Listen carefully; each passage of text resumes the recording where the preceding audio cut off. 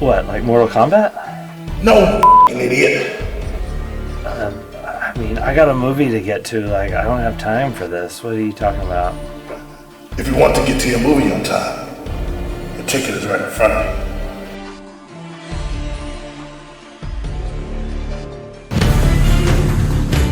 This isn't gonna work. I'm never gonna get there in time. Can't miss the previews. Try this. Come on, man. That's just another Saw. Here. Try this.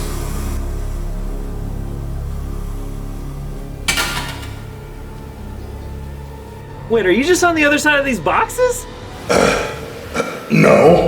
Here. Try this.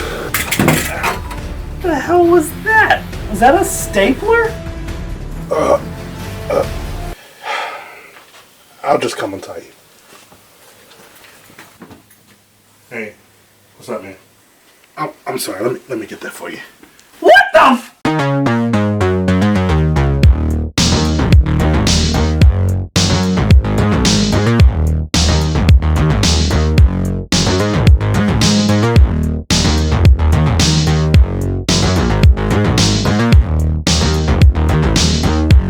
What is going on, everybody? Welcome to Tavern Talk. I am Philip, and joining me this week is DeAndre Lewis. DeAndre is a theater teacher at North Little Rock High School here in Central Arkansas. But DeAndre is also getting into some more filmmaking, acting, directing. Tell us a little bit more about that. Okay, yeah. So I got a YouTube channel that I'm working on right now. I also have a film company called Eminent Visions Media. And there's a series on YouTube that I'm working on. It's called Monologue Chronicles.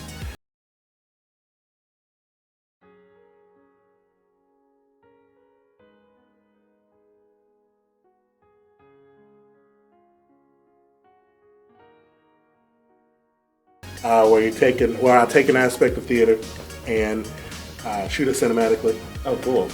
And also, one of the other things about it is, like, each episode is not connected to the other, but there's two parts to each of the episodes, and so you have a situation where you're hearing two different perspectives of it. Oh, okay. So that's something else to look forward to when you go into it.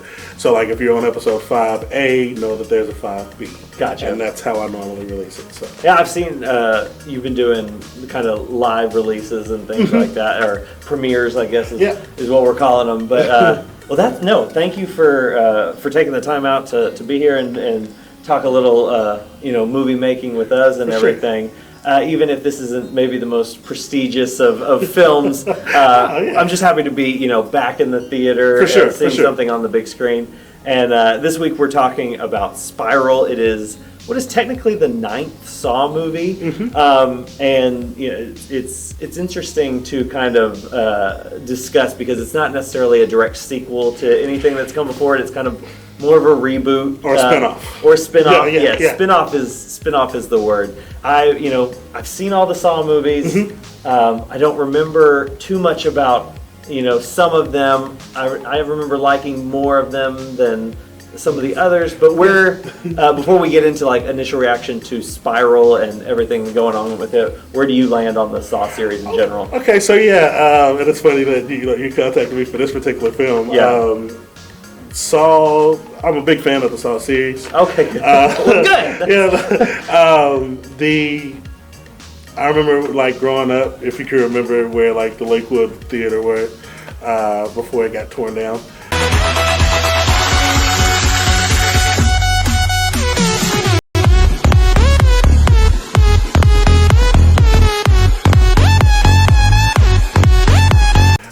Is that me and my sister, she lives in Texas right now, we would actually go and watch every Saw when it came out. Yeah. And so that was a little tradition that we did. Oh, yeah. So this kind of reminded me of her when that happened. So. Well, I feel bad that your sister couldn't come tonight. I mean, I get that she's a different state away and everything. For sure. But still,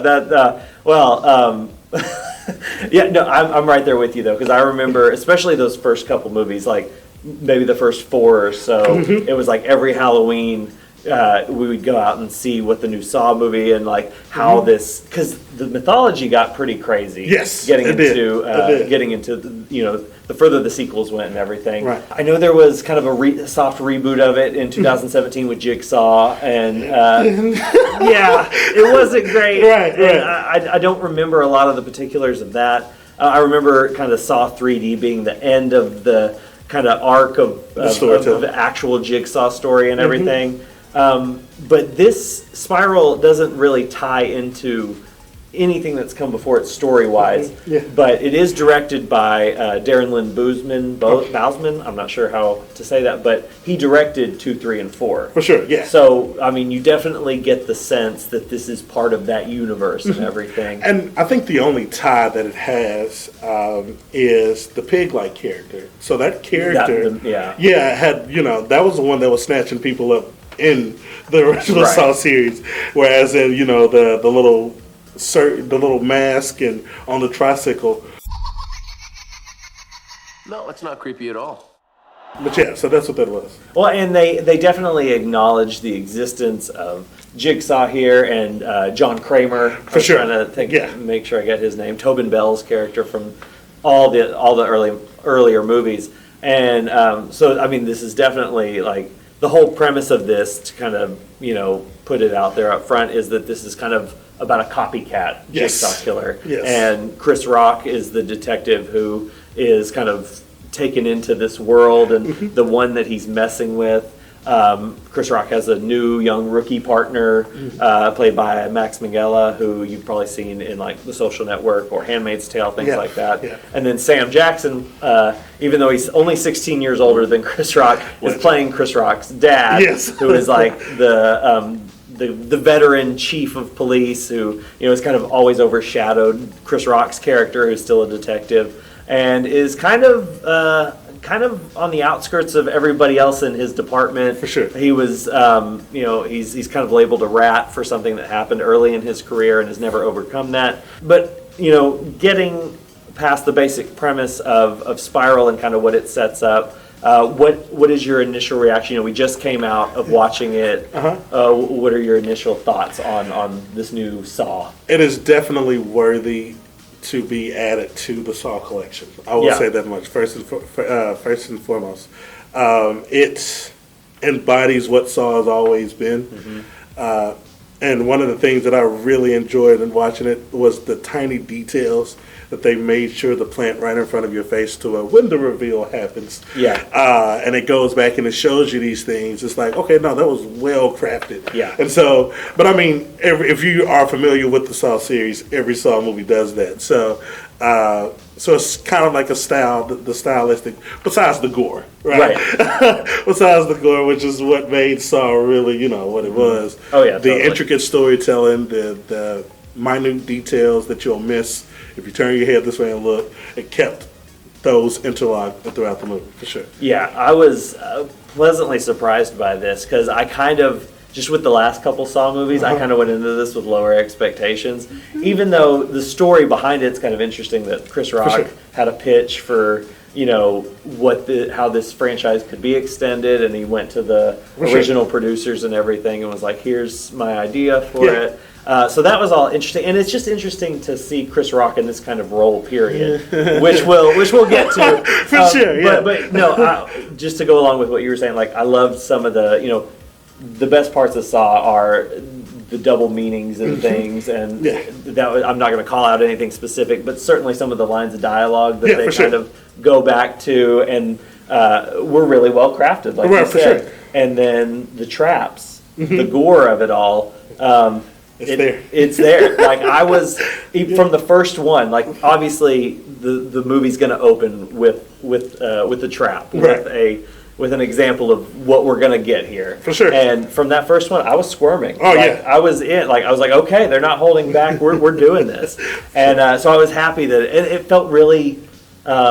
I don't know, like if back to basics. No, for sure. Necessary phrase or the best phrase for it, but it felt very like tactile and like it felt grounded again in a way that the early, which again probably goes back to the director being integral in crafting a lot of that mythology early on. It was tense. and it didn't feel goofy, which Yeah. is where it kind of went.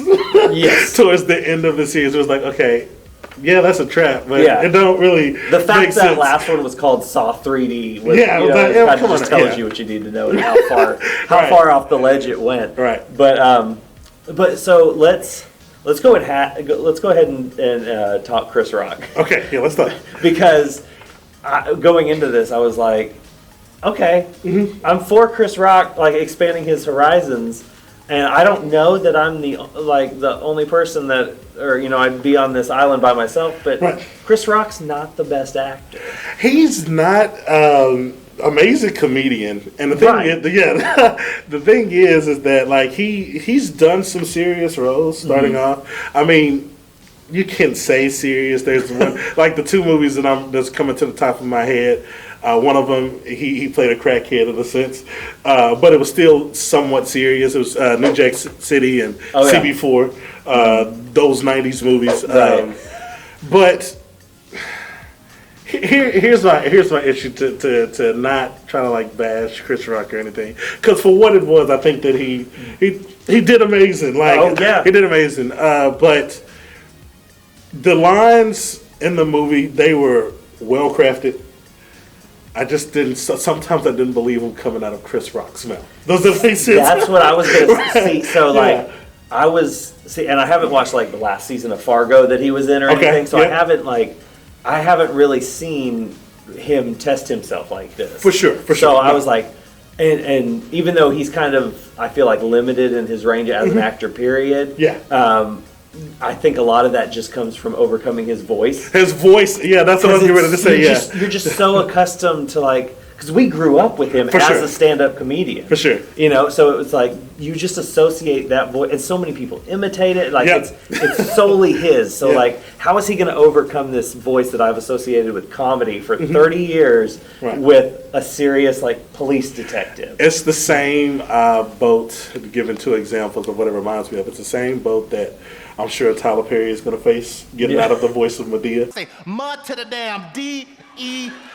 That's right. Oh yeah. And the same thing, I guess the way that I felt, it's the same way I felt when I watched Jim Carrey in 23. Afternoon, all righty then. Oh, It took me a minute. It took me a second to get out of, so he's not, joking and being a little buffoonish in this one. He's serious. And so it's the same path. Right. When I was watching, I was like, if this came from like a John David Washington or what's his name, Coffee, someone like that, I would believe it more. But the fact that it's coming out of Chris Rock, there's instances where it's like, is he about to smell? Like literally is what I was getting from it. The how his eyes wide, and it was just I know studying theater, there were certain things that just had me like, okay, you're pulling me out, out. But it was, he did great, nonetheless. And you brought up that he was the person that pretty much came up with the idea. Right. I had no idea of that, which makes sense of him starring in it for Right, sure. yeah. Cause I was like, no, I think I would have cast Right. someone that doesn't have, like you said, such a distinct voice. Like we know Chris Rock, we can close our eyes, and the moment Chris Rock starts talking, we know exactly who he is. Yeah. He's got a cadence to his voice that we all know and love. So. But yeah, that's for sure. I definitely came to, as the movie played on, I got used to it. I was in there, and I think overall he did really well. For sure. I think he did a lot of squinting.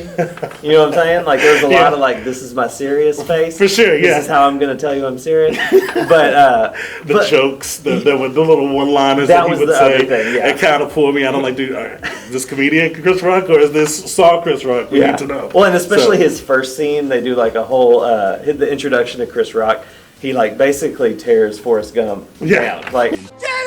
And I was like, did he write? It sounded like a stand-up bit. For sure, yeah. And it was like, okay, so we're easing into Chris Rock's serious actor here, which was good. It was really good, yeah. No, I'm glad they started off, I eased into it, and he would still throw out, you could still feel Rock's attitude coming through though, and so like it was good to feel that while knowing he's like expanding those horizons. And I liked kind of the change in like the physical look he was going through too. It matched the attitude of the character. And everything. The ear piercing. Oh, yeah. We do have to talk about the facial hair in the flashback scenes though. Yeah. Not for a long time or anything, but it cracked, like that was the one part that was not intended to be comedic. And I was just, Sam Jackson's stash. That was good. Chris Rock goes from like just the chin to like full goatee, and it just looked, I don't know, it made me laugh or something. I will say that Chris Rock did look younger in that. Yeah. Chris Rock, 56. Yeah, for sure. He looked younger in that flashback. In both flashbacks, actually, like when, not to give the movie, but when he's in that, in that particular situation with, with the shooter. Yeah. That's what it is. That's for it. But I'm sure that they didn't use like the technology that we have now in film. Because, with Captain Marvel, they de-aged Samuel Jackson. Like, incredibly. No, they don't have any. They don't have any MCU budgets. No MCU budgets. But speaking of technology, that's a good segue because one of the cool aspects of this is kind of taking Jigsaw's game and applying it to World 2020, 2021, for sure, and kind of like because back in what was that 2004, 2005, you didn't have like cell phones weren't a like constant. You didn't have the kind of 24/7 surveillance world and everything. And they did a pretty good job of kind of subtly integrating that stuff into how he could use it to his advantage or not, Yeah. And I mean, of course they kept the TVs, the big TVs. You got to keep that. You got to keep some of the trademarks. That is stylistic choices of Saw, but no, the technology in it. And like I said, I like I like the direction because the pig face actually has a voice in this movie. Yeah. And I thought that was smart. Now, the voice, on the other hand, I get it because the Jigsaw voice was like extremely deep. Yeah. Right? And it's meant to be dark or somewhat demonic in a sense. But the voice that they chose, it was so light, like, it was a complete 180. It worked for oddly. It worked. I didn't mind it. I didn't think too much about it. I just kind of accepted it. Right. It was definitely a choice though, because that is like they put in a lot of those other trademarks to almost maybe make up for that. For sure. Yeah. But I don't know. But and then kind of one of the last things I want to touch on is like what this movie is going. I mean, it was written, we talked about how Chris Rock kind of came to the producers with the idea of how to do this, but it was still written by two of the guys, Josh Stolberg, and there was another screenwriter who, have written some of the previous Saw movies. For sure. And so, but they kind of bring in like, I forget how much the Saw franchise has to do with procedurals. For sure. And it was kind of nice to see that. Like, this is almost more of a procedural than a horror movie. For sure.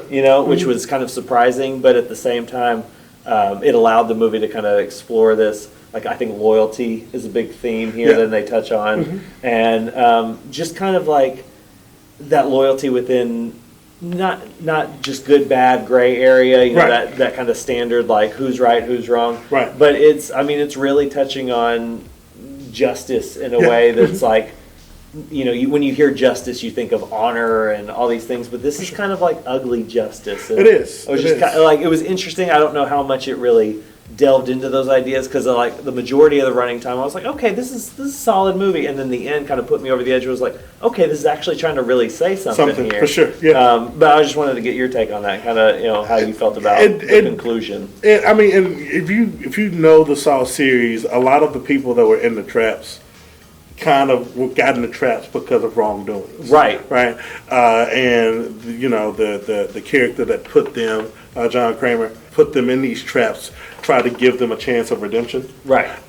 Where a lot of these traps in this one, I don't think they were rigged or anything, but it took a lot from them, and I don't see how they would have survived. Yeah. Even after doing, because no, you're totally right. Like, and so I had the same thought. Yeah, but so like them taking it, and I'm sure this is not a spoiler, but taking it from the police standpoint, version of it. The movie is set in the right time in terms of climate, and Right. the conversations that are on the table and things. Yeah, like yeah, that. yeah. So, for sure. So I will agree with that in terms of justice, for sure. Yeah, it's definitely got some ideas. I don't know if it, fully explores them in a way that is, as maybe compelling or interesting or deep or whatever as it could have. But at the end of the day, this is still a movie, and it's a movie. It's a very specific Right. genre movie in this franchise that is. Has made its name on gore. Right, And for so, sure. in those regards, I think it kind of fully delivers. Oh, for sure. Yeah. Which, I'm kind of totally surprised by that. I'm even saying how well this delivered on what it promised. Right. But here on Tavern Talk, what we do is we usually rate out of 5 stars. Okay. So initial reaction to Spiral, what would you give it? If you are a fan of the series, I gotta No, bring that preface it. disclaimer. Yeah. If you are a fan of the series, it's definitely a 4. Yeah. It's a 4, and I hate that. I don't want to give it a 5 because none of them really deserve a 5. Not to be too harsh on it, because I love the series. Yeah. But the 4 heavily comes from that lead role, man. Chris Rock, it takes some. There were some times where he really took me out of it because of his voice, and that's literally what that is. So, Yeah. But yeah, 4. I'll give Yeah. it a 4 for sure. No, I was kind of like sitting at a 3 the whole time, like I was saying. Like, Yeah. I was like, this is a solid movie. Like, sure. I'm enjoying this. I'm entertained, but I like just what it opens itself up to, and I mean, I guess even I don't know if I've been trained by cinematic universes to like For sure. get excited about what the possibilities this opens, but like what those final couple minutes did, I was like, this is really good. It was really I good. enjoyed this. Like, well, I don't know if enjoy is the right word, but you know what I mean. It was the story was well told. Yeah, I didn't enjoy watching people get mutilated or anything, but like the Right. story was solid. And Yeah. so, yeah, I'm going to go 3.5, which surprises me as much as anyone else. Right. But yeah, I really enjoyed it. So we definitely recommend seeing Spiral, especially sure. if you're a fan of the series. And if you have a movie tavern near you, definitely check it out on the big screen. Definitely warrants that treatment. And thank you, DeAndre, for joining me. I appreciate you doing this, Yeah, man. anytime, man. I enjoyed this. Well, thank you guys for watching. Do all the YouTube things. Hit subscribe. Hit the notification bell. We try to release a new review of the biggest release every week. So we appreciate you watching. Appreciate you subscribing. And we'll see you next week. Peace.